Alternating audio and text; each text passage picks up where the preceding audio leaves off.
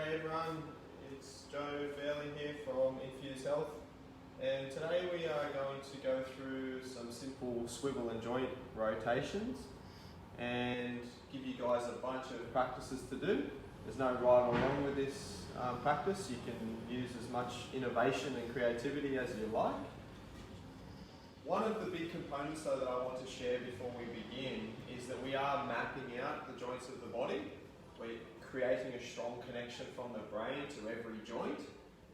And in classical, a really ancient form of yoga, they call this Pawan Mukta Asana. So it's a pre-system to some of these more advanced postures, and they break them down into anti-rheumatic and all sorts of different cardiovascular groups. And essentially what it is making sure that all of the soft tissue, all of the muscle and the adipose tissue and the ligaments and the tendons and the fascia and all of these vessels around the body have freedom. And it means that the actual skeletal system can function and move the way that it was designed to do. And the hip is a classic example. We've got this big ball and socket joint and it wants to move in there freely. It's got all the space in the world, but really what we're after is making sure that the tension patterns are not over-exaggerated in one plane. Now when we do this, we are mapping the body out. So the way that we think about ourselves, the way that we breathe, and the level of focus are all so important in this practice. It's not just to go through and I'm just doing these beautiful rotations and I'm nice and relaxed. There's an effort, there's a focus, there's a concentration. And here we get to think of ourselves positively. Imagine if I did this movement, imagine if I did this hip circle or this hip rotation. In 5 years' time, if I did this a few times a week, imagine how mobile I'll be, imagine how strong I'll be, imagine how flexible I'll become, imagine how easy my cardiovascular system can flow, imagine how easy my lymph can pump through this. Imagine if I work on my lungs and I open my lungs up and I create space in the structure of the upper thoracic and my lungs can actually function. So this is the primary reason why we're going to do this. So, a few basic ones. Again, any of these are good. You can do 1 rep, 2 reps, 3 reps, 4 reps, 100 reps. You can do this in an hour practice. You can do this for 5 minutes. It's beautiful. First thing in the morning, maybe you've been training really hard and you need a break and a bit of rehabilitation. So it's free osteo, free chiro, free massage therapy for yourself as well. You can do it gentle, you can do it fast, you can do it slow. It's totally up to you. So here's some of the foundations behind it. First one we're going to work on is we're going to go into a lunging pattern. And now the constraint is that I'm in a lunge. It doesn't matter the setup so much. I'm going to send my attention from my brain deep into my hip. I'm going to focus on the pelvic floor region. My attention is there. My constraint is that I'm doing a forward circle. I'm doing a sagittal plane circle here. So I come up, forward, down and back. Up, forward, down and back. And then I bring my attention into my breath.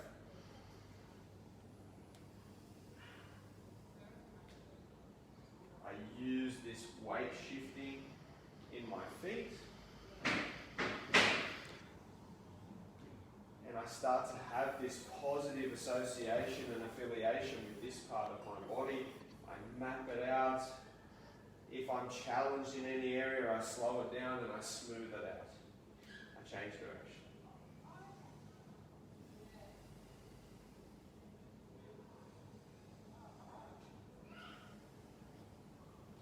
If you struggle with the movement at all, you can always use your hands.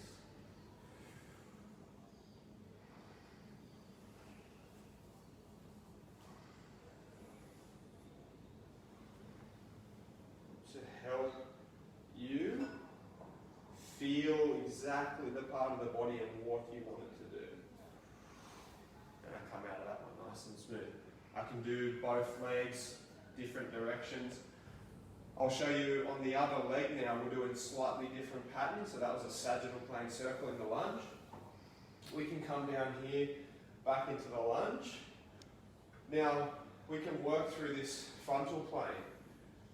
So again, my attention is in the center of the pelvic floor, and I'm imagining doing a circle in space as clean as I can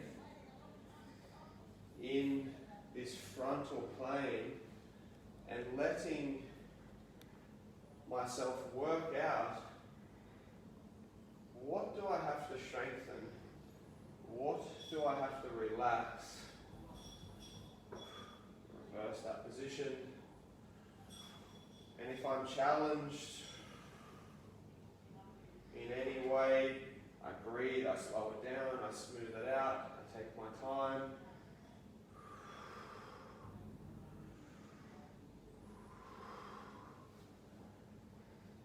It's not that easy. So you will feel a burn. Stay in there, choose the amount of reps, even it out on both ways. One more in the lunging pattern just to get the different planes. So the first one we did the sagittal, then we did the frontal plane. We're going to now do this transverse plane, so I'm just going to change legs for the sake of the demonstration. We're now working same part of the body, but now I'm working here in this transverse plane. So I keep the constraint, I keep the height, I choose the height.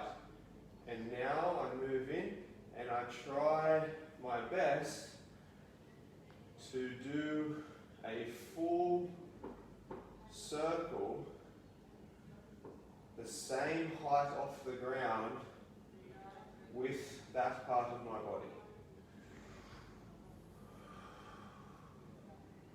I use my breath. I try not to drop away from this, and I can reverse. I smooth it out. If it's burning, I appreciate the challenge.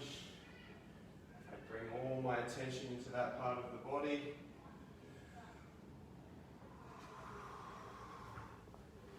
And when I've done my rounds, I come up nice. This allows us to get into some of the deeper structures of our body that we often avoid, and it's challenging. So beware, this is going to give you a lot of mobility, a lot of strength, but you have to commit, stay in the cooker, make it nice and slow.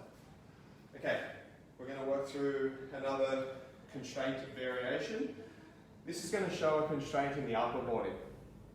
What I'm going to do here, I'm going to have either an actual line on the floor, the end of my mat, or a line through the flooring, and I'm going to be a little bit of distance off that line with my feet, shoulder width.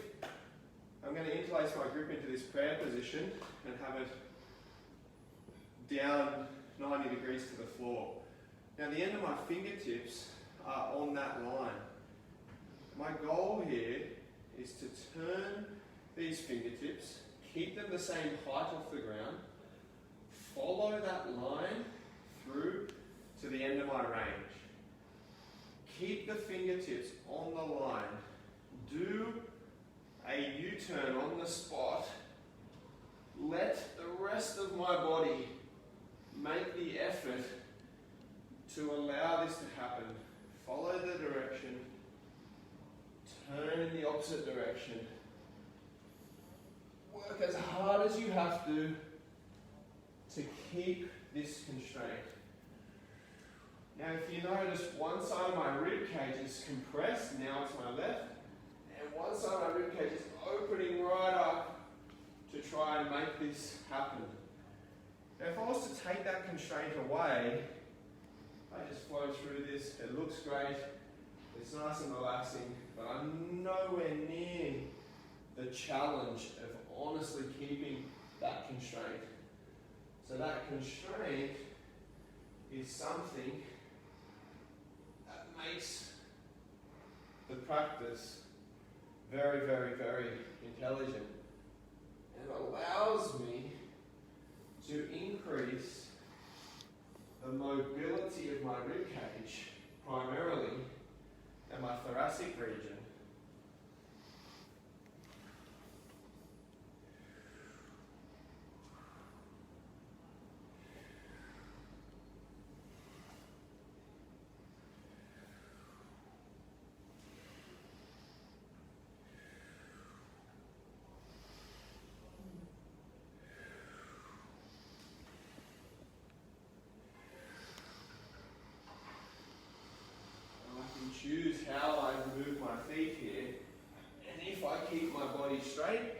very, very different as opposed to turning, but either way, I'm going to get into structure that I'm usually going to avoid. Back to center. Again, if you be honest about the constraint, very, very challenging, beautiful, beautiful work through the rib cage. Last one we're going to do here, and this is another upper body one, because it's quite easy to come up with lots of rotations in the hips. This one is the classical Chinese cup exercise. So the palm is going to be facing upward. I'm going to sit it by my hip, shoulder width in the feet, slight bending of the knees. I'm doing a beautiful big forward figure eight. The idea here is the constraint is that my palm is always facing upward. Always facing upward. Now, depending on my mobility of my shoulder and my thoracic, I can move my body as much as I need to keep this palm up. And over time, I can try to straighten and keep my body still to work harder into the shoulder, or I can allow this to be a full free-flowing movement. Either way, the palm is up, and I can work to my edge. I reverse the position. Palm up, reverse figure eight. Down by the side. Now if you had a cup, it would keep you very honest with the upright position. And if you did want to get really strong in all the planes, you could put a 2.5 kilo to 5 kilo weight on that particular area of the body. We can do the same on the other side, of course. And then to really increase the challenge on this one, as a last example, if we have both down by the side and we try to do it, here is fine, here is fine, here is fine, here is okay. Now I have to start to work. How do I make this happen? I have to use my entire body.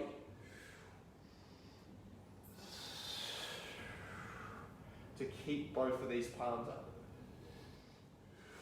It's a full body movement. Now the same thing if I was to reverse this position, here is okay, and here I find the challenge right through my thoracic.